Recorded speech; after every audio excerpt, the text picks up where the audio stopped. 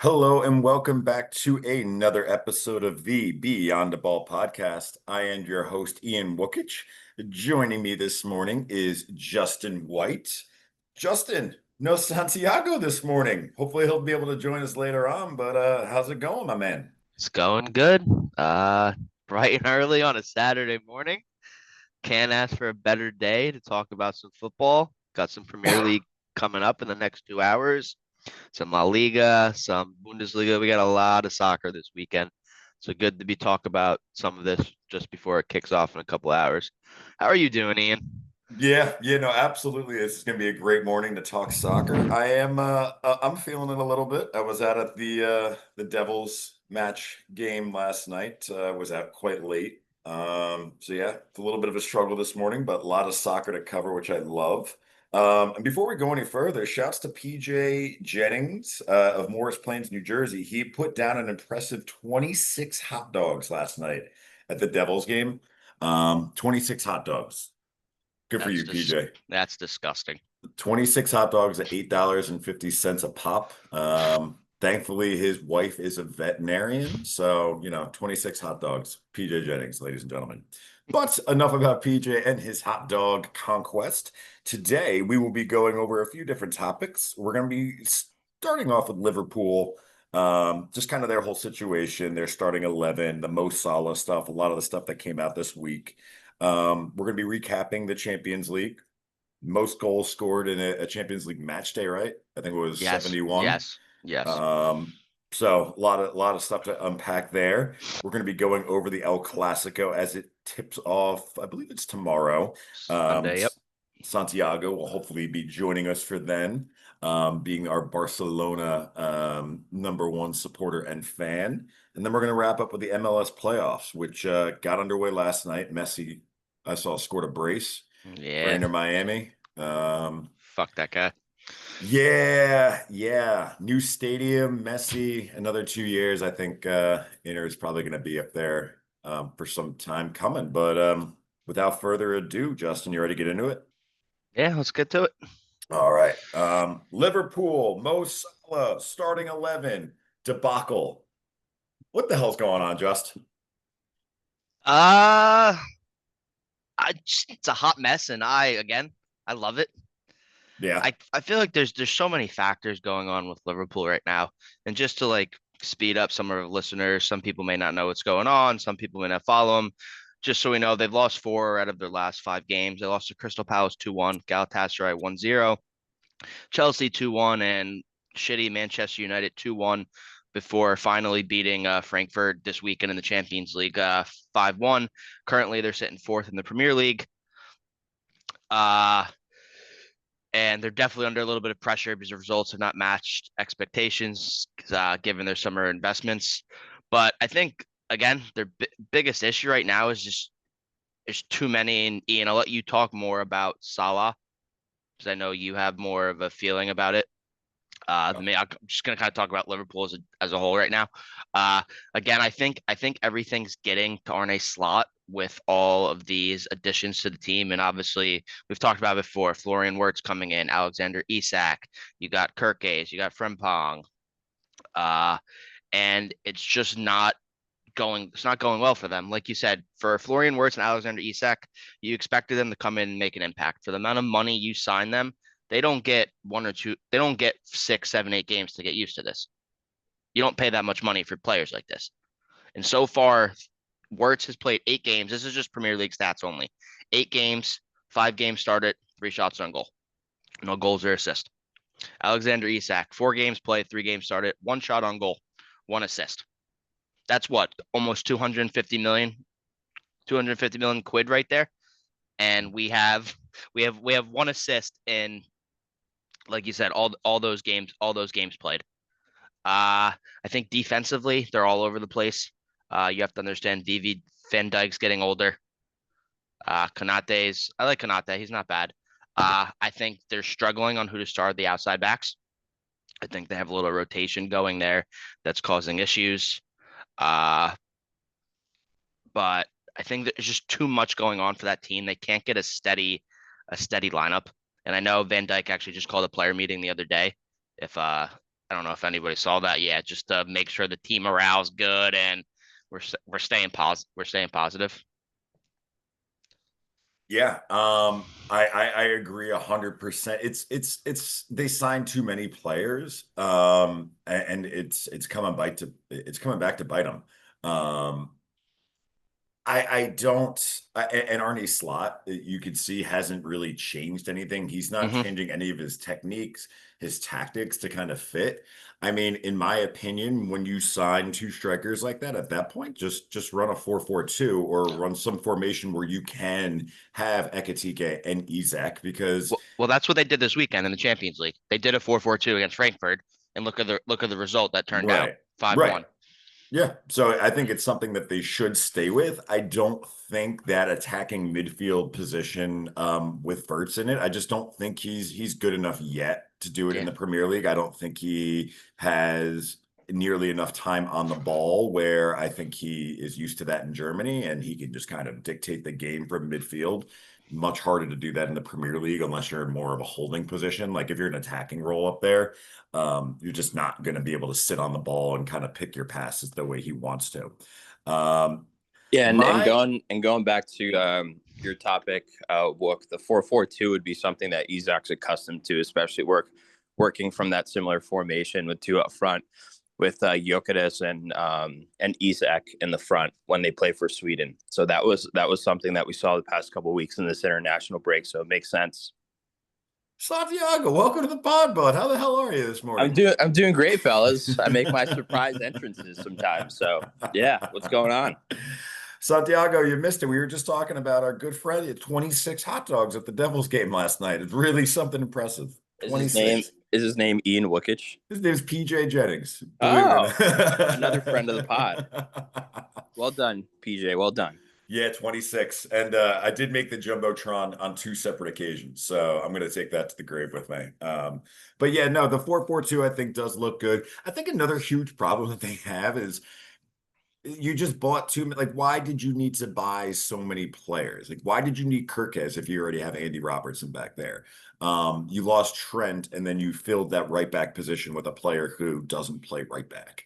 Frimpong is not a natural right back. He does not play defense at the back.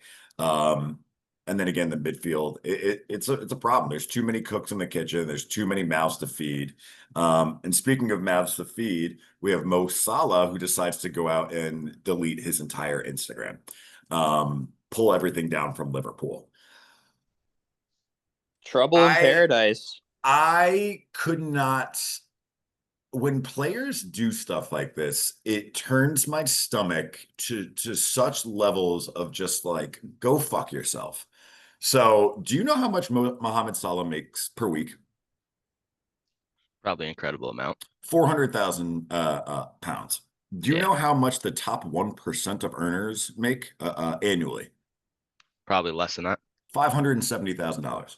That's insane. Mohamed Salah makes more than he makes 800,000 quid in 2 weeks of work, whereas the one percenters make 570K roughly annually. And he wants to delete all his Liverpool posts on Instagram and talk about that he is not being treated fairly. What in what fucking society are you not being treated fairly that you're getting paid $400,000 to, for all intents and purposes, suck this season? He hasn't done a damn thing. He plays no defense. He doesn't press when they're on offense. His whole thing forever was if you can produce offensively, you don't have to come back on defense. Well, he's gotten older, gotten much older. Yeah, His pace has slowed down. He doesn't have the overlapping Trent Alexander-Arnold that can just swing and crosses. He has Frimpong that wants to get into the box. So now he's not being able to distribute the ball. He's not having the assists he did. He's not having the goals he did. He needs to be benched. And he needs to also then accept that you're not being mistreated. You're just playing like shit. Like I won't understand Mo Salah. I will never understand any player that starts bad mouthing clubs who have made them absolutely rich. They didn't want to sign you last season, and like maybe that was something, right? Maybe it was something last year where it took so long for them to re-sign Mo Salah. Maybe they found something. Maybe they saw something in training. Maybe they saw something in the analytics that was saying, "Hey, he's on the decline," because this season he's bad. Right, he is bad. He'll probably get better. I mean, he's world class, but he's also going to miss 6 weeks very shortly. He's going to the African Nations Cup. So he will be out for a 6 week extended break. I do believe that's either starting the end of November or early December, where again, they're going to have to refill, his spot anyway. So it's interesting to see, I think, what's going to happen with Mo Salah. He's only on he's only on a year after this. So it's going to be interesting to see how much longer he stays with Liverpool. But I just think the way, again, he's acting and all these players really, when something doesn't go their way, it's just the team's not doing wrong by you. They've made you more money and more generational wealth than you could ever imagine. Just fucking put the pictures back on Instagram, sit on the bench because you suck, or get better. I don't know. Yeah, so I think again, I think the behavior from a professional is just it's ridiculous. Like you're a grown man. We're not deleting posts like you had a picture with your girlfriend and she broke up with you and everything like that. Yeah. But I think again, we obviously do know Salah is getting older as he's most older players. Again, you start to lose that pace, that speed of play, and everything. Of course, when you get older, and we know he hasn't scored a goal since September 14th, and it was a penalty kick. So we're into about 5 weeks of him without scoring a goal, which for Salah we never hear of. We're used to hearing For him. $400,000 a week. Yeah, we're used to hearing him score every week. But again, I think I don't want to put all the blame on him because I do think with these new additions, the style has changed. I think the previous year was, hey, let's get the ball to Salah. He didn't need to defend. Like you said, he had Trent on his side, and Trent was able to get up and down the field for him. But I think, again, with these new additions now, it's more mouths to feed, and he doesn't need the ball as much. He can depend on any more players to do more of the dirty work for him. Yeah. So Well, the again, other problem too is they have no defense at all. Like Frimpong no, doesn't play defense. Kirkez doesn't play defense. Those are both attacking no, yeah, backs. So exactly. And really that, you have Kanate and Virgil at the back. Kanate's not been in form and Virgil is getting old as older well. too, Like yeah. I also do think he's one of the more overrated players, especially in the Premier League. If he wasn't a giant, I don't think he would be very Really good, yeah. He had that one good good. year. Yeah, I do think he's a bit overrated. But I do think a lot of players from the Netherlands end up being overrated. I think they're very good team players, but I think on an individual level, but that's neither here nor there. That's a fair point. So if I had to ask you, your starting 11 for Liverpool, what would it be? By the way, I fucking hate talking about Liverpool. I think we talk about Liverpool too much on the show. We talk about Liverpool too much, but I don't like Liverpool. So when they're not doing well, I think it's It's easier to good, yeah. stomach. Yeah. So if you had to pick your starting 11 formation, how would it go? And it could be obviously people that are hurt as well. I'm going Andy Robertson at left back, Kanate, Virgil at the center backs. I think you have to go Frimpong at right back. Like you're going to need to either play Kirkez or Frimpong. So, and then I would put this lineup. I'll stay with a 4-3-3. Okay. And then at the back two holding midfielders, I would put McAllister and Soboslai. I would drop Gravenberg. I would put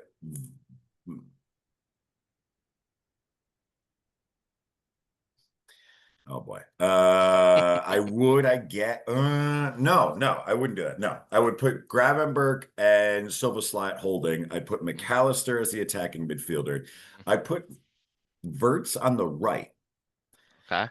I'd put Gakpo on the left because I think he's been one of their best players. And Ekitike's starting for me over Isak. No, Isak has not owned a starting spot. No, fair enough. And by the way, Alexander Isak, what the fuck have you been doing that you still are not in shape and you're still not in form? And he's got a pull. He's out today. He's going to be out, another 2 or 3 matches because he's got a pulled groin. Groin, yeah. I mean, yes, I know you missed your preseason, but dude, you did this shit to yourself. Had you just come back and trained with Newcastle, you might be healthy right now, but effectively you've destroyed your first season at Liverpool for being a dickhead and not going through with a regular preseason. But then even again, even still, we're in almost November. The fact he's not fit, Does it really take that long at a professional level? It shouldn't take No, that long. So I really do wonder what he is doing day in and day out. very Yeah. fair, very fair. Santiago, any closing thoughts? No, All right, I'm we're with gonna. you guys. Oh, Yeah, I'm here. Don't worry. Yeah, no, I'm with you. I think this whole drama with Salah and obviously losing his starting spot, the last match, kind of causing a little hissy fit and drama, deleting everything. Again, going back to the money, right? These guys are top 0.001 percenters making the amount of money that they're making, and you see this a lot, especially not just in world football, but in other sports. Um, there really shouldn't be a reason to complain. I get where they're all athletes, they're world class competitors, but the fact that you're starting drama by deleting your social media about the team and causing rumors and this and that, it's kind of just causing a pain for Arnie Slot, and there's no reason for that. You're getting paid a ton of money. Just keep your head down, keep working, and then again, keep it a professional relationship between the club and the player. And if there needs to be a move, there needs to be a move. That's it. I think he has to be very self-aware that his prime is he's going past his prime. And again, it's natural, happens to every player, and that's it. So that's my thinking on it. I think it's stupid, unnecessary, and yeah, I think it's the start of this new evolution for the Liverpool team. Yeah, no, absolutely. And it's one of those things too. It's not like this is a new club for him. He's been there for how many years now? Like again, they have not done anything Right. wrong by you. They've done. I mean, I would have to assume bent over backwards for you. They love you in Liverpool. Just cut it out. All right, moving along. Enough with Liverpool, enough with Mo Salah, even though I think we might touch on them again right now. Champions League this week, most goals scored in a match day. I believe it was 71 this week. So a lot of action, a lot of good results, I think, across the Champions League matches this week. Justin, what did you think of the matches? What were your big takeaways? Any surprises for you? Yeah, like you said, I think a lot of high scoring games this week. Just to point some of them out, you had Barcelona 6, Olympiacos 1, you had Inter Milan 4, you had Union Saint Delos 0, PSV 6, Napoli 2. We had Dortmund 4, FC Copenhagen 2, PSG 7, Bayer Leverkusen 2, Arsenal 4, Atletico Madrid 0, Chelsea 5, Ajax 1, Bayern Munich 4, Club Brugge 0, and then Liverpool 5 and Frankfurt 1. Uh, so it wasn't much defense being played in the middle of the week, but definitely some very important performances. Again, I think Chelsea uh, making a statement in that game, 5-1. Obviously, I know they went up with a red card 15 minutes into that game, but still, 5 goals, 3 penalty kicks, but getting a lot of the teenagers getting into the action, scoring some goals. And again, the most important for them right there is just keeping momentum and taking advantage of that red card. Yeah, Cra- I mean, I cra- love.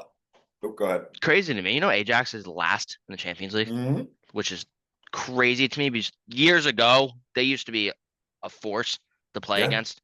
Ajax was one of the best teams in the world. Johan Yeah. Cruyff. It was a whole. I mean, they've won multiple times. They've won the Champions League. But I think Chelsea looked Yeah. damn good this week. I think they looked damn good on Wednesday. I mean, again, it was a match that obviously we really should have won, and we should have done that against Ajax. Yes. I just wasn't expecting it because we had so many injuries and starters that we didn't play. I mean, we if we look at the starting lineup, let me pull it up right now. But you have Mark Gay started Hmm. at striker, which just goes to show that Chelsea just has the worst injury problems. Um, Getting started out on the left, Bonanote at attacking midfield, Estevao at right wing. We had Caicedo playing at the back, Hato at the back as well. Lavia played. I just think it was really just a good effort all the way around. We did what we needed to do, and I think it's gonna help these young guys, especially on their confidence. I like Esteval a lot. I really Yes. do hope he ends up just straight up starting. I know they want to put him on some sort of minutes cap, but like he's It not that young. Like it's he time to get him really, going. yeah, it's time to get him going. He's not that young, and we need him at this point. We need him if we want to continue on in the Premier League. If Cole's, Palmer's going to be out 6 weeks, if Pedro's kind of consistently in and out with knocks, Delap is out with like we do need him. Jamie Gittins has produced nothing. So yeah, I mean, I really, really, really love that performance midweek. I also love the performance from Bayern Munich midweek. They really Yep. beat up on Club Brugge 4-0. I think pretty confidently, I would say, in my opinion, on the 25th of October, that Bayern Munich is in my top 2 or 3 to win the Champions League. I can see Um, that. I Absolutely. I think they might have the team this year. I think they have some of the talent that potentially they were missing previously as far as attacking and then the defensive side. What do you think about Arsenal? I think A they made a four statement. I made a statement. Now, do you think they made a statement, or do you think that Atletico Madrid is just not that good and Diego Simeone should be out? I see both ways of it. Again, I don't want to. Again, Did you obviously, watch? Now, let me ask you: did you watch the match? I got to watch some highlights. I didn't get to watch it all. It was shit. It Okay, that's was fair. boring. It was a boring, typical Arsenal match. But that's how Atletico Madrid Um, is too, as well. Were they playing with obviously the highlights? Obviously, I didn't get to see everything like the entire game. Was Atletico sitting back like they usually do, yeah. Oh defending? yeah. Yeah. Yeah. Yeah. Yeah. So, and you know how Arsenal style of play is. It's not the most exciting. So put those two together, and No, it's like watching paint dry. I just don't think if you then take Arsenal and put them against, I don't think they beat a Bayern Munich. I don't think Arsenal beats Man City. I have my concerns and my thoughts on Arsenal, probably because Yeah. I'm a Chelsea fan, but I don't like the way they play. I think Arteta is a bottle job. I don't think he's got it in him to win the Premier League. I don't think he's got Right. it in him to win a trophy of any meaningfulness with Arsenal. But that's just my opinion. I Oh yeah. also, did you see this PSV versus Napoli match? 6-2 Six PSV? two. Yep. Yeah. Um, I think Conte is on the hot seat. And the reason being is I think he's one of those guys who's like Jose Mourinho, where the longer he stays, the worse things get. No. Yeah. I And they're think currently sitting he, in 23rd. yeah, I think he's an absolute hothead. You saw him go after Kevin De Bruyne this season for what? Mm-hmm. Because he didn't want to get pulled off. He's just one of those guys who's gonna make everything about him. We see that Yeah. at every stop he's at. And he's another guy that I think the longer he's there, the more toxic that situation's gonna become. I do see Napoli falling out. I wouldn't be shocked if both of those teams, those managers are gone before the end of the season. I know they've already had discussions about kind of Diego Simeone just because he hasn't won anything. Yeah. There just has not been that. Like Atletico, they are always kind of around the same points. They're always in third place. Like they don't do anything. They don't do anything different. And not saying that it's easy to compete against Barcelona and Real Madrid because it most certainly is not. But he just hasn't shown like the club's getting any better, or going any like discernible, Yeah. upwards trajectory. Santiago, what are your thoughts on the Champions League? I know you had a big Barca win, a couple goals Yeah, from Rashford. yeah, absolutely. There was a big Barcelona win. They beat Olympiacos 6-1 at home. There was a hat trick by Lopez, who's actually, fun fact, he's the first Spaniard to score a hat trick for Barcelona in the Champions League, which is kind of crazy. When I I did when see I read that. that, I was like, oh wow, that's interesting. But really, Barcelona dominated possession, lots of passing, accuracy, lots of shots on net. I think there was a red card by Santiago Haize, which is one of the midfielders for Olympiacos. I think personally and completely unbiased was I think Casado sold it a lot. He basically got very lightly hit on the face when Santiago won the ball from him, led to a red card for the player, and then by the minute 57, onward, Olympiacos was playing a man down for the rest of the match, and that kind of like opened up the floodgates right after that. So they scored the other 5 after that. But again, a hat trick by Firmino Lopez, pen by Yamal, and then Marcus Rashford. I think he's a guy we talk about every single week so far. I think he scored a double minute 74 and 5 minutes later. Talk about a guy who's really found a new home here at Barcelona, and I mentioned it in the last pod. He's really fitting the squad really well. Obviously, we'll talk a little bit about El Clasico next as our next topic, but he could definitely be that star striker for the team, especially knowing how we're getting into some injury woes for the next couple weeks, knowing Lewandowski's out, knowing Danny Olmo's injured, and a number of injuries that we'll talk about in the next topic. But they look great, 6-1. I think that's a lot of good momentum going into this match, this very important match on Sunday. Yeah, and I think Marcus Rashford, he should just he blessed. He is so blessed that he wound up in that situation in Barcelona because, whoo, whoo, whoo, whoo, that was a disaster, and he. But you know what? Power to him. He stepped into Barcelona and he's done exactly, he's shown us exactly what type of player he is, which is an excellent player. But man, he better be grateful because his career, I mean, it was going very downhill, and this was probably last chance for him over at Barcelona, for all intents and purposes, and he has shown that he's still has that drive, and he's still a great player. So good for him for taking the opportunity and running with it. But man, he should be grateful. Just looking at the table here for the Champions League, is there anything that really stands out to you guys about where teams are? Looking at it in my view right now, I will say two of the big standouts for me are Galatasaray in 14th, sitting on 6 points. They did have that win over Liverpool, so they already beat a big kind of first pool or whatever, tier 1 pool or however they classify them, or tier 1 team or whatever. They're sitting on 6 points. They're in 14th. And the other one, Juve, no wins. Yeah. Sitting I in had 20th. Juve too. Yeah. I mean, where do they go? Where do they turn around? I don't think they turn around.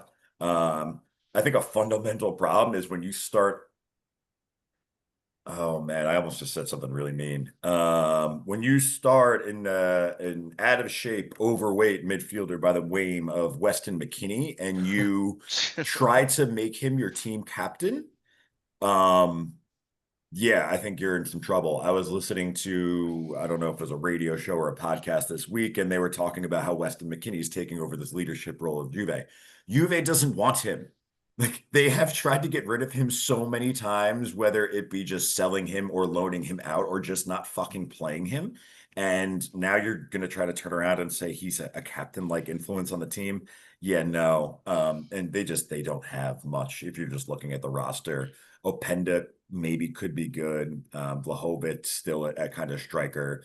Yildiz is their probably top player coming off the left side. But I mean, they look to be in a world of trouble.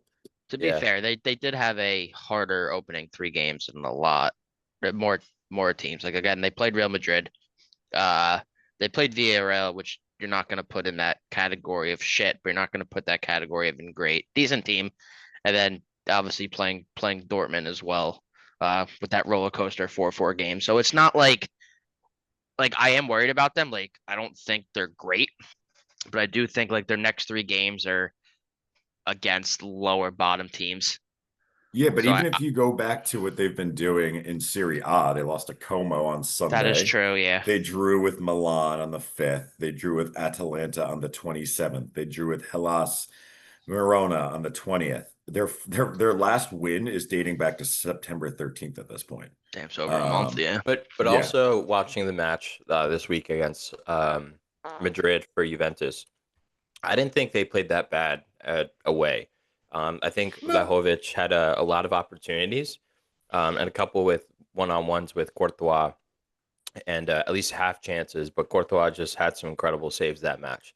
So Mhm. despite it being 1-0, I think there were sufficient opportunities, especially for the striker to put one or two away and change the result of this match. So I think I'm going to give them some credit. I think they played all right. They just needed to finish, and the result could have been different. But yeah, I think form right now. I think Juventus is in trouble at definitely slot number 25 in the elimination bucket. I think Real Madrid could be in some trouble too. Obviously, they have. I mean, they're on 9 points. They're 3-0. They've only allowed one goal. I don't think they're as strong as they have been in the past. I don't see it this year. I don't see the production from the supporting players. It's very much Mbappe or bust. I also think Bellingham has kind of shown that he's maybe not all of that in central midfield. Um, I mean, I just personally don't really like him. I think he's a dickhead. But like I also just don't think he is a huge value add. He doesn't score. He doesn't really pass well. He just seems to run around bitching. And it's painful to watch Real Madrid matches, honestly, at this point in time, because I feel like anytime there's a pause in play, you're cutting to either Vinny or fucking Bellingham or somebody on that team, and they're Yeah. yelling at the ref or just bitching about something. It's just like enough already. Just play.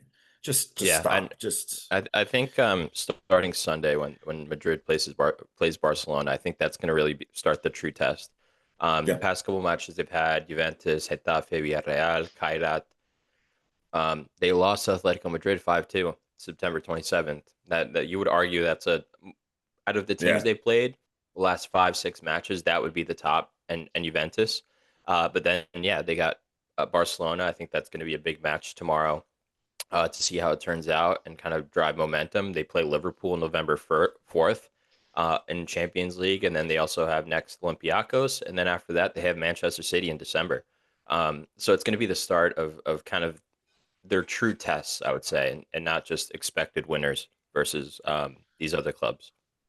No, absolutely. And even with Real Madrid, one last point on them before we really kind of move on, because I know we're going to talk about them again.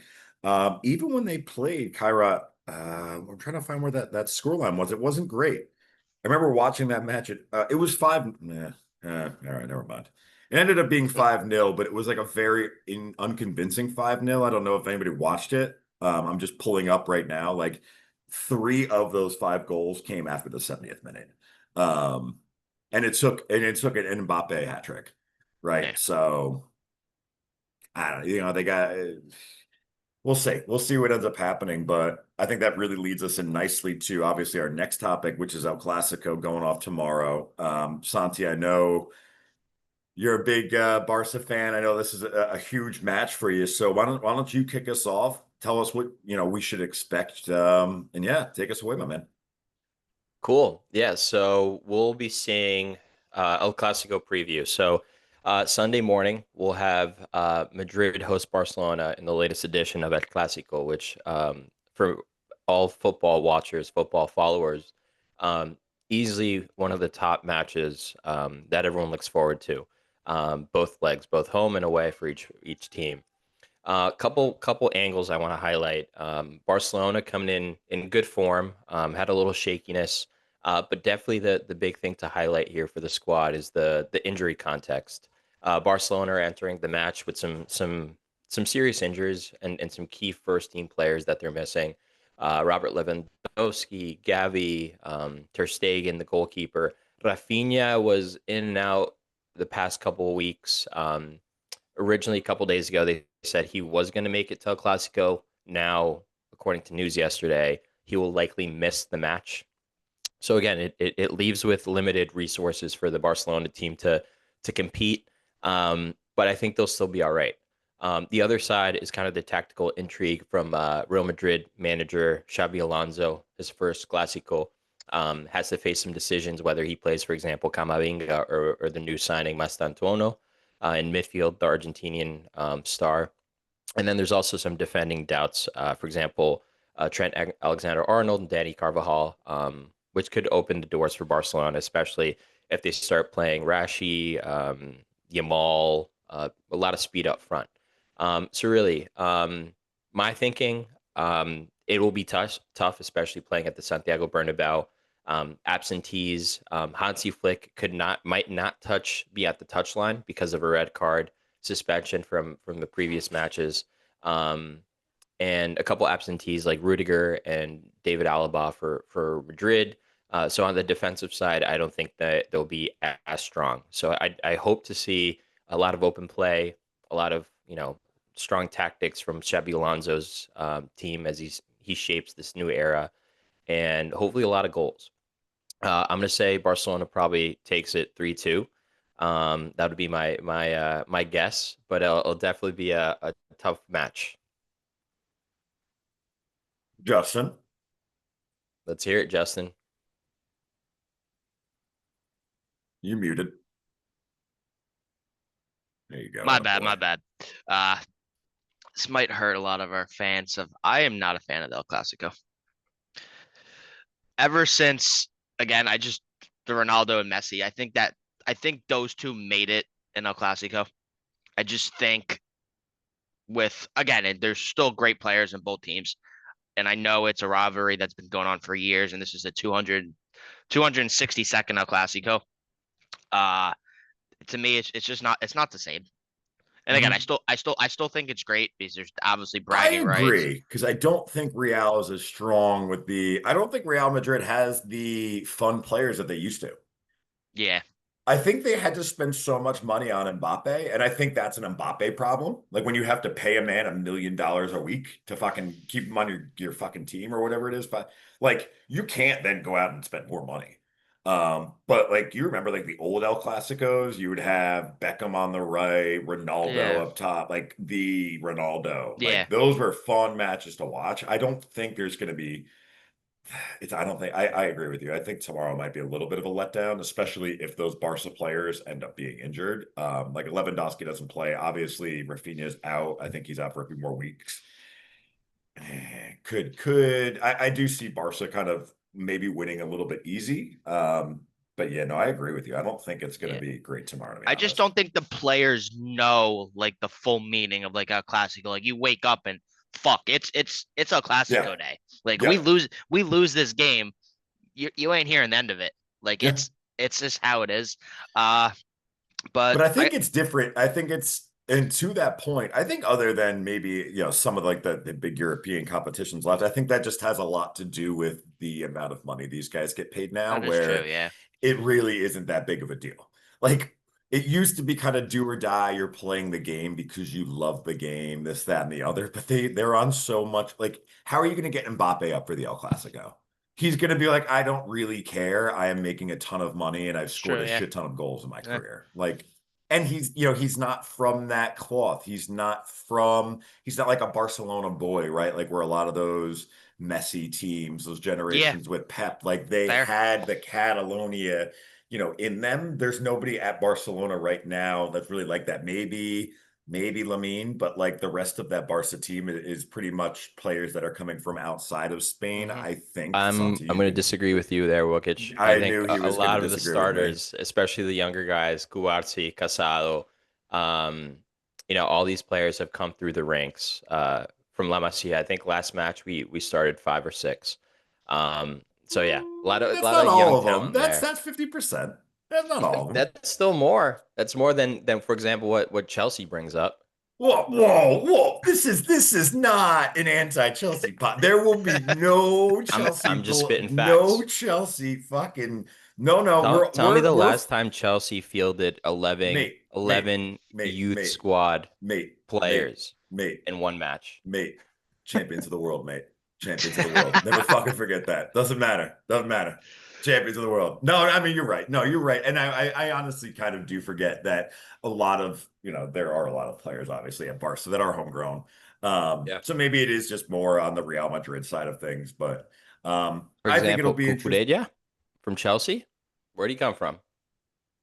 Barcelona. A lot of good talent. Champions of the world, mate. Champions of the world. Never forget it. Gold patch. Gold patch. We're so good we don't even have a sponsor right now. We just have a gold patch that says we're champions of the world. Mind if I get my prediction in? Yeah, Yeah, go let's ahead. hear it. Yeah. So just real quick too, I just want to talk about like 3 key players that I think are going to be a big part of the game. Obviously, I think Bellingham's going to be a massive part of Real Madrid in the central midfielder, controlling the game. Obviously, you've got Kylian Mbappe, dangerous attacking threat. He's got 11 goals and 8 appearances versus Barcelona. So he's usually good for a goal a game against Barcelona. And then obviously you got the young kid, Lamine Yamal. You know he's going to step up. He thrives in big games and has scored against Real Madrid. So before my prediction, my biggest question is who's going to dominate the game? I think if Lamine Yamal and Barcelona's attack can get into space, I think it's going to cause that Real Madrid defense tons of problems today. Tomorrow. A lot of scoring opportunities, a lot of balls in the box, a lot of 1v1s. But I think if Bellingham and Mbappe turn up really early in this game, I think they're going to dictate this game. This game could be over in the first 25 minutes. So my prediction, Real Madrid 2, Barcelona 1, Mbappe scores a brace, Rashford scores the lone goal for Barcelona. Okay. All right. Okay, that's a good prediction. We got 3-2. Okay. So I have 2 predictions. My first prediction is that there will be a red card in the match. See, that's the old El Clasico. Who's going to get it? See red cards. I think it'll be somebody on the Real Madrid side, which leads me to my next position. I think Barcelona shit pumps Real Madrid tomorrow. I don't think it's going to be very. Yeah, but like I'm kind of a mush, so I mean, kind of tread lightly. But that being said, I think they end up shit pumping them. I don't think Real Madrid has really figured it all out just yet under Xabi Alonso. And I do still think that it is a one-man show up top with Mbappe. I think Barcelona is going to give them some issues. I think Barcelona is just a bit too deep right now. And I think Real Madrid, there's just something about them right now that just feels off. They don't feel like the superpower that they have been. There's just something that feels off. Vinny isn't the same player. I said it earlier. I think Bellingham has not performed really since coming back from surgery overly well. Even last season, he wasn't great in the second half. I could see it being like, I think Tchouaméni gets the red or Camavinga. I think it's going to be one of those two, and I think it's going to be on like a Rashford breakaway that they make a irrational tackle. I think it's going to be 4 or 5 goals for Barca and 1 or 2 for Madrid. I think Barca can score. Barca can score. I think it's going to be open. I think it's going to be open because of the high line that Barca plays. That could be a big weakness. We could get blown out if that doesn't work. That being said, Mbappe has no idea how to play against the high line. Remember it last year they played? He fucking was offside like 35 offside every times. 3 seconds. But if he figures it out, we might be in trouble. If he figures it out, it's a big if, right? Correct. So we'll see. I do like Barcelona tomorrow though. Yeah, and one last comment to kind of close out this topic. Yamal, great player. And I'm going to be one to be completely honest here, is he's starting to develop a little bit of a voice and a mouth. Yeah. Yes, we beat Madrid all 4 matches last year in the 2 La Ligas, the Copa del Rey, and the Spanish Super Cup final. But this past week he was on a game show and he mentioned that all Madrid does is rob and complain. We beat them 4-0 last match, this and that. And I'm starting not to like that, especially coming from an 18-year-old. Still a long career ahead. You don't know what the future's like. I'm very much appreciate someone that just puts their head down and leaves the talking for the 90 minutes on the pitch. So I think we're starting to see a little bit of a cockiness from his side. Obviously, we're all aware he's a big fan of Neymar. We know how Neymar was throughout his career, flashy, all that, living the good life and stuff like that. For me, I think it's too early to see an 18-year-old started talking that much. I appreciate the Barca love he has, especially how important the club is to him. But I'm starting to dislike that if it develops any further. I think you're spot on because I have the same thoughts. I don't really like him because I think we're not too far away from just seeing a total reincarnation of Neymar with a lot of the stuff that's going to happen off the field. I know you hate to hear that, but we see his dad already talking about him Getting not winning the involved and Ballon all d'Or. that. Yeah. Yes, we see his family almost at every Barcelona match, his brothers on the field. Like, he's going to start feeling some type of way if not everything goes his way. Like, he crowns himself after scoring goals. You've noticed Yeah. that new little Yeah. Yeah. Not a celebration. fan of that celebration. You not at 18, you don't crown Oh, yeah. yourself.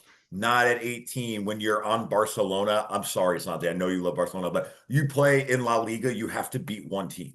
You only have to beat Real Madrid during the regular season. You have no other competition. It's not like you're out, he's a great talent, a Yeah, terrific absolutely. talent, but the way he acts is going to be concerning. If he And keeps then it up, he seems to be a guy who loves the spotlight. Like, he was on like a game show kicking a goal. Like, he just already loves the spotlight, but the spotlight not always being on the field. At 18, he really shouldn't be out in clubs with like 27, 28-year-old models. Do whatever you want, but like, obviously that's Neymar path. Like, that's exactly what Neymar did. Yeah. You just don't want to see his career go down the tube. Because like you said, he could be. He's already one of the best players in the world at his age. In the world right now. But you don't want to see his career get ruined for some stupid shit when Right, because he hasn't done anything yet. Yeah, exactly. Quite When literally, done anything yet. when he could be at the end of his career one of the best to ever play the game. Yeah. Oh yeah, absolutely. He could be Absolutely. in the same breath. He could be Messi. generational. Yeah, Yeah, absolutely. And I absolutely. still think he's got a little immaturity in him. I and would again- love to see a Messi. I would love to see Messi, somebody who they act, whatever, they baptized him in Messi's water, whatever they did Saw with that that, whole. Oh yeah, but I would love to ad. see. I would love to see somebody if Lamar really does love Barca the way he loves Barca or says how much he loves Barca. I would love to see one of like a Busquets or a Jordi Alba or a Messi pull him inside and say, "Hey man, like this is how you Yeah. do stuff at Barca yeah. if you want to be a Barca." That's a really good Unless comment. you don't want to be a Barca, legend. If you just want Yeah. to be, a great soccer player, move on, that's one thing. But I mean, I don't think that's a terrible idea, but let's Yeah, see no, what ends up happening. I like that. I like that take, Wook, and I think I think right now might be a good time for him to have a mentor from within the club. Someone who obviously has to be a professional player right now or playing at the moment, like a Xavi or someone that's involved heavy with the club and kind of tone these actions down a little bit and say, hey, you want to be great, you have the talent, clearly you're a superstar. Keep your head down, keep working, and you'll get there. You don't need this extra press because some say any press is good press, but I think right now, especially for an 18-year-old, you don't need that. Well, here's my question. You don't have, like, Barca's not full of young players. You have Lewandowski playing up top, who is what, 39 and could be in like the best shape of his career, in one of the best forms of his career. Why doesn't he say something? Like, Yeah, I think it'd be good. Why doesn't Frankie de Jong say something? Those are professionals around him. Yeah. So Frankie would be somebody great. has to say something unless they already are and he's not listening and we just don't know. Correct. That's behind the scenes, but we're not sure about that. Because we know behind the scenes at Barca is always a shit show. Yeah, sorry. talk about finances. if Barca lose this weekend, that comment he made is going to backfire to him. Oh, 100%. And That's why the it's going to be should all never over be social media and stuff. It should never be made in the first place. And he's going to be at the Bernabeu. So either he really thinks he's going to score a bunch of goals tomorrow, or it's going to be interesting. But yeah. Any last words on El Clasico before we get into the MLS playoffs? I know those are a la Madrid. Visca Barça. All righty, moving we'll check along. back We next got week. We'll check back next week, see how that all plays out. And to kind of wrap us up, transitioning to the MLS playoffs, there is somebody from Barcelona that played last night. Messi leading Inter Miami to a 3-1 victory. Yeah, I don't know. The more I watch Messi, the more I think he's probably the best player of all time. He is the best player of all time. Doing it in a farmers league. Yeah, okay. But anyway, what do we think about the MLS playoffs? Because I mean, I'm not overly well versed. I think it's going to be, one of the top dogs that end up winning it. But like, I think the MLS playoffs are fucking stupid because it's just another cup competition. at the end of a season. Like Yeah. the winner Yeah. should have been crowned and we kind of move on. But Yeah. in MLS and American Most fashion, points. That's it. we need to continue to have things on TV because We need to have make money.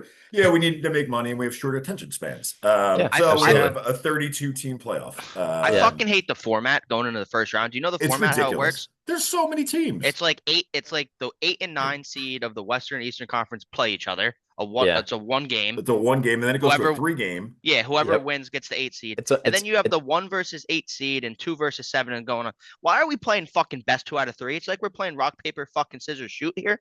Yeah. Like And why then is it goes why back is it to needed? one game, right? Yeah, then it goes back to one game. What's yeah, the it doesn't point? make sense. And then Doesn't make the neutral site like could end up being a home field for some team if they end up like it's just it makes Yeah, they need to clean up the format a little bit. Yeah, it's ridiculous. It gets too confusing. The fact that they kind of throw in like a wild card game, if we're speaking baseball terms, like the old wild card game, or it was just a one and done game just to make it in. I was like, that's stupid. If neither team made it the first time, just knock them out.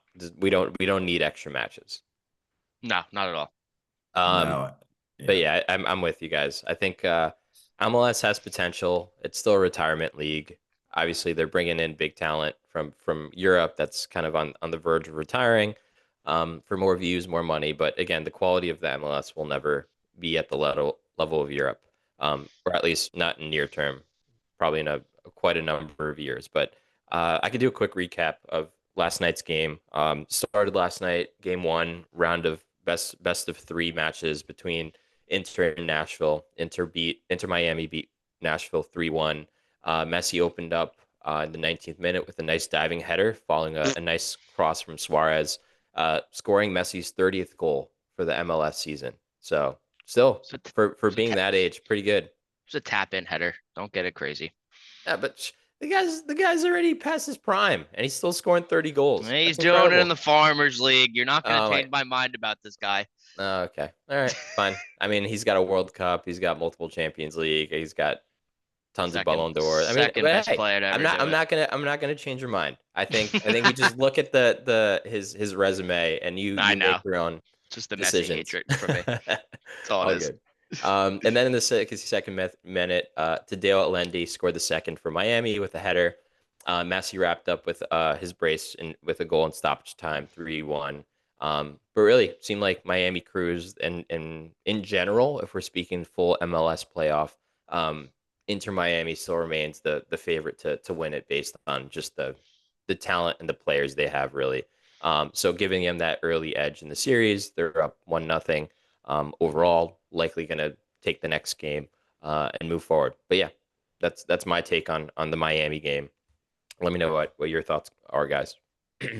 Yeah, no, I think, I mean, I think Inter Miami is a great team. I see them probably just moving through pretty easily. Looking at Messi's numbers from the season, Justin, have you looked at his numbers? I know what you think about the MLS. He's got like 31 goals and 16 assists in 29 matches. It's pretty, that's pretty crazy. It's that's pretty crazy. It's the MLS though. But he's playing with guys like half his age, and they're still in better shape. I will argue better shape than him and everything. The MLS though, half of those goals, the freaking goalkeeper's Helen Keller. If you were to put Messi on a team in the Premier League right now, how would he do? No. If you were to put Messi on Chelsea and make us our attacking midfielder. Are you asking how many goals he'd score? Yes. Or just how do you think he would perform? In the Premier League? Yes. I don't think he'd score more than 12, 13 goals. That's still solid. That's a pretty good amount for a 38-year-old. He'd probably have more assists than more goals, but just because how he's older, he's not as fast. I think he'd get bullied in the Premier League. Yeah, but there is and that's plenty of Premier League. And that's the one question that I can't say he's one of the best to ever do it, because if he ever came to the Premier League, would he be able? We don't have to go into this conversation. That's the one thing for me that's missing on his resume. Well, I think that's a lot of players from Spain. How many teams did he smoke throughout his career at the Champions League? He beat Man United twice in a Champions League final. Absolutely embarrassed them when they're a top team. It's different though. He's only playing them once every month. Do it on a consistent basis, consistently. I don't think so. They weren't able to beat Chelsea. That's true. Yeah, he missed his PK. Hell yeah, brother. Doesn't matter. No, I do think that would be the only thing because I do think the physicality of the Prem used to be at least unmatched. I That's don't true, know yeah. anymore though. They've You know what I gotten different mean? now. Like things have changed so much with VAR, with like hmm much harder referee.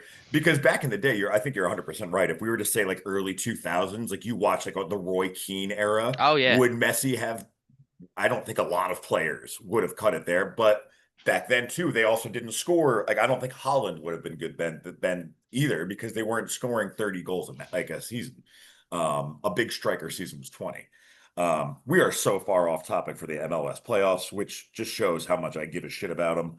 Yeah, I'm just looking at the rest. I mean, it's either just looking Philly at the rest. Union, they had a We good got season. Philly Yeah. Union, we got Vancouver. I'm interested to see how Vancouver plays. I have them as my winners. With Thomas That's my Mueller. my Yeah, with predictions. Thomas Mueller, who looks fucking ageless as well. Yeah. Yeah. Justin would love to hear what your thoughts on him are because he's fucking in the MLS. Actually, no, I don't want to hear you talk again about the MLS. Never mind, just kidding. Actually, Incredible. you know who I really do think is probably going to be my favorite is LAFC. Yeah. Son Heung-min. Son's been absolutely on Son fire, in man. 10 matches, 9 goals, 2 assists. He's Yep. only 33. Like Yeah, he it's actually crazy. is way younger than I thought he is. He's younger Yeah. than me. That makes me feel horrible about myself. Um, God damn it, he's younger than me. Shit. And I also do Clip like that. Dennis. I also do like Dennis Bouanga a lot too. 24 goals, 7 assists in 31 matches. Last 2 years has been incredible. 2 years ago, he had his 38 goal campaign, 28 last year. I think LAFC is going to be the team out of that side of the bracket. And I think it sets up nicely for Inter Miami on this side, the Eastern side. And that's what I'm going to roll with is Inter Miami LAFC final. I'm with you. Don't sleep on San Diego FC, by the way, as well. That new expansion side. They are First actually first in really the good, yeah. conference. Anders Dreyer, 19 goals and Mhm. 17 assists in the regular season. Yep. I think going into the playoffs again, I think they'll slide through the first round easily. But I think he's someone, if he stays hot and dominates the game and gets his scoring chances, they could go on a very, very long run. Yeah. Yeah, I'm with you. I like the predictions. I think I'll stick with Wook's one. I like Inter Miami, LAFC as a final. But anything could happen. It's the MLS Cup playoffs, guys. It's the greatest league in the world. There's Yeah, so many matches. I There's can't wait so to many matches. can't wait to watch it on Apple TV, which I don't have and never will buy. I may or may not I have could it. rant about that, but we could save that for Right? They're still on Apple another TV, time. right? Oh my, yeah. You can't watch it anywhere else. Yeah, It's fucking joke. goddamn ridiculous. Let's put 10 games just for the first round and let's put it on Apple TV. That'll definitely bring in some viewers, I bet. Buy the I mean, subscription for the MLS. This is so dragged out too. You realize like I'm just Yeah. looking. It goes Do you know till when December. well, do you know when if That's crazy. do you know when Inter Miami's next match is? It's like a week and a half, isn't it? Yeah, it's next Saturday. Yeah. What's It's the a point? full week in between MLS, get your playoff shit rounds. right. Yeah, what? Yeah, I mean this is crazy. Yeah, the final isn't until December 6th. So Wild. Is the final? The final is at the better team, right? It's not neutral site usually, right? They usually play it at the Yeah, it's usually high- the better yeah. spot. better seed. Yeah. So if we're playing in a cold state in December, yeah, I mean Sucks it's for very them. possible. Look, I mean if you look Like, at Yeah, imagine they NY played it imagine they played in NYFC like makes Kansas City. Yeah, they played it in Kansas City like a couple of years ago, and I think it was like snowing or something like that. Yeah. Well, look at both Like, sides of fuck the that. bracket. If you look at the side Miami's on, it's every team other than Miami is in Yeah, the it's Northeast. East. Yeah. And all then Eastern. on the other side, you got Minnesota, Seattle, Portland, That would be fun. Vancouver. So those are 4. I mean, the other ones are Dallas, Austin, and San Diego. But yeah, I mean, 4 of those That's are really miserable. cold. And then you got Philadelphia, you got Chicago, very Cold, cold. yeah. Charlotte, Hey, you know what? I pretty have cold. here. NYFC, cold. Nashville, cold. Cincinnati, cold. Columbus, cold. Here's my Pretty cold. take. Here's my take. How about we move the MLS Cup final from whatever stadium it is, and we play it in England in December? How about that? Thoughts? No, Be pretty absolutely good. not. Absolutely. being not. How about we get sarcastic. rid of the I MLS? know you were. How about we get rid of the MLS playoffs and we just do it every other league in the entire world does, and whoever is on top after the end of the season is the winner. But no, we Makes can't sense. do that because there's no relegation. So if you get last place, it's a slap on the wrist and say good No, luck. it's next year." because Actually, Apple let's TV talk. money! Actually, that's a good topic. That's a good topic to talk at the next podcast. I think the MLS would be better if we had relegation system Well, that's what with they're the doing other with the leagues. I think USL. That's that what would they're be doing with awesome. the USL. But it's a money Let's thing. save it. It's a money thing. Let's save it. But because I that think would just bring up so professional- much more talent. I think it'd be so much better.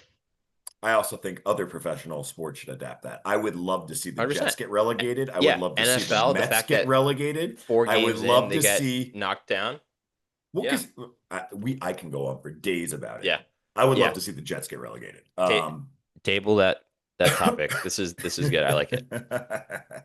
Amazing. Okay, so does anybody have any closing thoughts on the MLS playoffs? Otherwise, we're going to dive into some trivia to wrap us up. Nope. Once, be following twice, along. three We're good. time? They No. suck. All right. Awesome. Let's do it. Well, trivia time. All right. My favorite kind of time of the pod, to be honest. Justin, do you have the standings where we're at? I do not. I'm currently not at my place, so I don't have them exactly. I know Ian, you were last. That's one thing I do remember. Yeah, fuck right off. I think I'm one up on Santi, or me and Santi were tied after last. Yeah, week, I think Justin's one up, and then definitely you're dead last. I'm definitely dead last. I will That's mark fine. it down. Don't worry. That's fine. If you're not first, you're last, and Long season ago. You're last. We are last. But I have a really good trivia question to start us off with. That revolves around somebody playing in the El Clasico tomorrow. You guys ready? Ronaldo. I didn't Go even start ahead. the question yet. Robert Lewandowski once scored an incredible 5 goals in just 9 minutes for Bayern Munich. But which team was he playing against when he set that record? Was it A, Borussia Dortmund, B, Wolfsburg, C, Werder Bremen, or D, Schalke 04? And he came off the bench to score this as well. He didn't even start. Pep Guardiola was his coach at the time. 5 goals in just 9 minutos. So what are the teams again? Yeah. Borussia Dortmund, Wolfsburg, Werder Bremen, Schalke 04. I'm gonna go with Wolfsburg. I'll go Wolfsburg too. I don't think it was Dortmund, and the other two don't sound. Well, you guys are both right. It was Wolfsburg. Nice. Lewandowski came off the bench for Bayern Munich in 2015 and scored 5 goals, one of the fastest hat tricks and goal flurries in football history. Even Pep Guardiola was in disbelief on the sideline. Wow. I just can't stump you guys. I just remember him playing a team that was green. Yeah. That's kind of what came to me. Yeah. Fair enough. It could have been Werder Bremen or Wolfsburg. Yeah. Wolfsburg. Cool. All right, I got mine. Here we go. So, multiple choice. Who was the top scorer of Euro 2020? We have Kylian Mbappe, Harry Kane, Cristiano Ronaldo, or Romelu Lukaku. Euro 2020. Well, they're all European. Just have to clarify that one in my head. They are playing the Euros, correct? It's not Lukaku because he's. No, I don't. 2020, 5 years ago. Who was it again? Lukaku? It was Mbappe, Lukaku, Ronaldo, Harry Kane, Ronaldo, Lukaku. You gotta go with Ronaldo. 2020, you're still killing it. Mbappe. The answer is Cristiano Ronaldo. Fucking shit. God damn it. It seemed like too easy. I But know. yeah, That's it why was I had to think Ronaldo. about it. But I feel like we used them so much.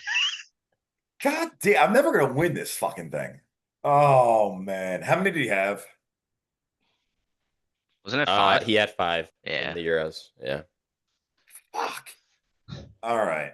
Justin, what do you got? I need to get on a winning schneid here.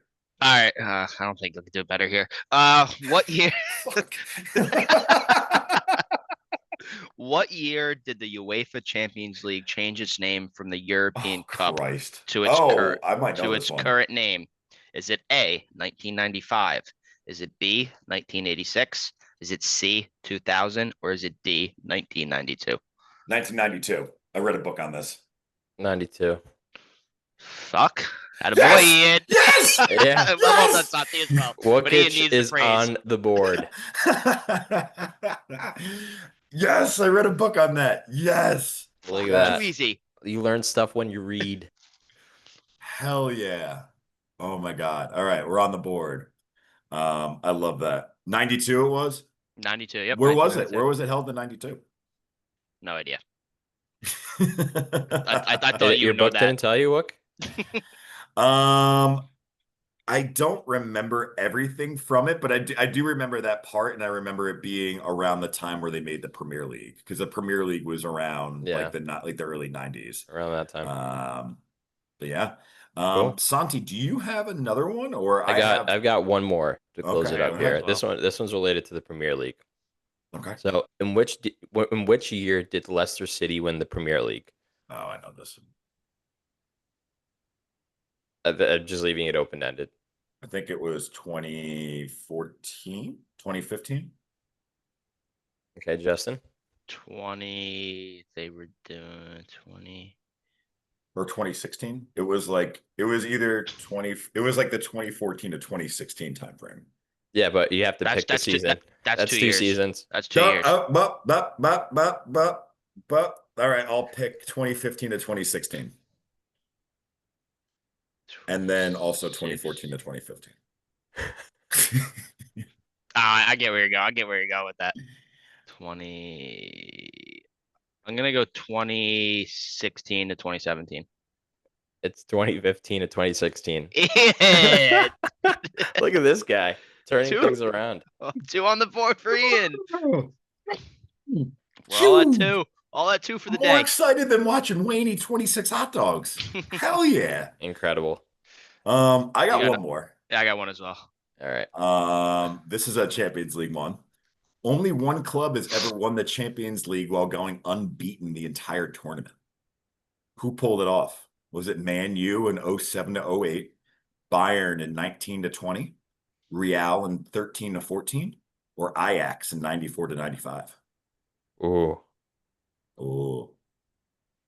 Oh, is right. The winner beat AC Milan in the final. Say that again real quick. Was it Man U? Totally unbeaten in the Champions League tournament. Was it Man U? Do draws count? Obviously, because it's being unbeaten. Yeah, it's unbeaten. Right? Okay, Yeah. just making sure. Yeah. Man U, Bayern Munich, Real Madrid, or Ajax? Man U is in 07, Bayern in 2019, Madrid in 2013, and Ajax in 94. I'm gonna go with. I'm gonna go with Ajax. Real Madrid, Ajax. It is Ajax. Correct. Well done. 94-95, they had Patrick Kluivert, Clarence Seedorf, and Edgar Davids undefeated. What a squad. Capping at 1-0 over AC Milan in the final. That was a legendary AC Milan squad as well. I believe that was Ruud Gullit's team. Yeah. I believe that AC Milan team was quite good back in the day. Maybe Maldini in there too, I think. Yeah, I think that was their golden era of just really, really good football when they ended up winning late some. 90s that they had a squad. Yeah, and then Chelsea just took good old Ruud over and made him our coach. And then he wrote a book. I also read Ruud's book. Lovely. A lot of good soccer books out there, fellas. A lot of good ones. They're very interesting. I bet. Don't name any until they sponsor us. I got one last one. Go ahead. All right, so don't know if we're gonna get this one. We're changing the gender here.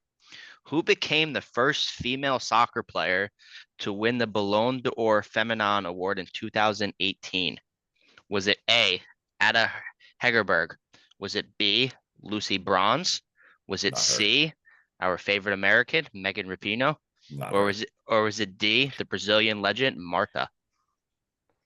Either I A feel or like D. I'm gonna go with Marta. I'm going to A. Locking them in? You're locking them in. Yeah. Ian, 3 in a row. Oh my It was God. Anna Hegerberg Wow. as I he's knew it pumping wasn't his beer. fist. I knew it wasn't beer C, and I know Marta is still very good, and she's way too highly rated in EAFC to have been good that good in 2018. Love this But she's logic. like an 89 on Ultimate Team. There's no way that 8 years ago she was also that good. So Megan 3 for, Rapinoe. yeah, I think she won it right after they won the World Cup, I think. yeah, pretty sure. No. Yeah. Yeah, Look it with up. her with her colored hair. I'm pretty sure she won it. Justin's Yeah. related to a former women's national team player? Yeah, she was the center back captain for a couple of years. Rampone. Yep, Christy Rampone. Ah, nice. Yeah. Well, awesome, fellas. Any last closing remarks before we end the pod and get into our Saturday? No, it's been fun. A lot of good matches ahead, and looking forward to tomorrow for our Clasico. That might dictate how I feel for the rest of the week. So, yeah, looking forward to chatting with you guys again. I'm off to Hamburg Monday evening. I'm gonna see if I could sneak in a match to see FC St. Pauli versus Hoffenheim at the DFB Pokal, and Oh, yeah. report back on how it goes. Love that. Love that Love for to you. hear that. Yeah, I think good time. It's nice, 40 minutes. We got some Premier League kicking off, so I'll be sitting on the couch in about 10 minutes after this and watching some football for the rest of the day. Yeah, Love no, it. absolutely. And my whole weekend will, in 40 minutes, make or break with Chelsea kicking off Yep. at 10. And I'm expecting a win, but I'm always ready for them to hurt me and let me down. They'd play Sunderland if we fucking lose. Dude, Sunderland are 7th in the table. They I'm gonna they win, they go past us. Yeah, they're up there. the podcast is over if Chelsea lose today. Just kidding. I may have to release another episode though. But anyway,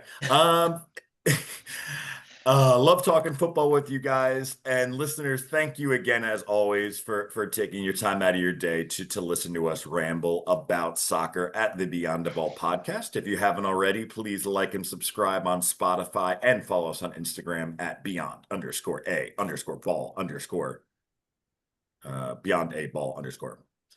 Yes, follow us there on the Instagram machine. So yes, listeners, thank you as always. Enjoy the rest of your day. Until next time, we will see you later. Bye-bye.